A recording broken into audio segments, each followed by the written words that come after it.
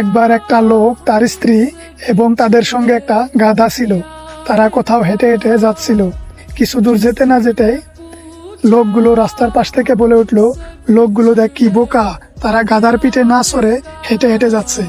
এই কথা শুনে সেই লোকটা তার গাধার পিঠে চড়ে এবং তার স্ত্রীকে হেঁটে হেঁটে নিয়ে যাচ্ছিল।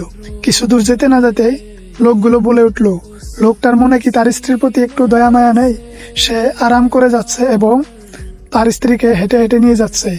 এই কথা শুনে সে তার স্ত্রীকেও গাধার পিঠে বসিয়ে নিল এবং দুইজনেই গাধার পিঠে বসে যেতে লাগলো। কিছু দূর যেতে না যেতেই লোকগুলো বলে উঠলো, লোকগুলোর মনে কি একটু দয়া মায়া নেই? তারা দুইজনেই গাধার পিঠে চড়ে যাচ্ছে, গাধাটাকে কষ্ট করিয়ে নিয়ে যাচ্ছে। এবং এই কথাটা শুনে সেই লোকটা নিচে নেমে তার স্ত্রীকে গাধার পিঠে বসিয়ে নিয়ে যেতে লাগলো। কিছু দূর যেতে না যেতেই লোকগুলো বলে উঠলো, দেখ কি বউ পাগল, সে নিজে গাধার পিঠে না চড়ে সে তার বউকে গাধার পিঠে চড়িয়ে নিয়ে যাচ্ছে।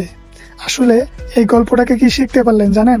এই গল্পটাতে এটাই শিখতে পারলাম যে যাই বলুক, ডাইনে বামে আপনার কোনো দিকেই তাকান যাবে না।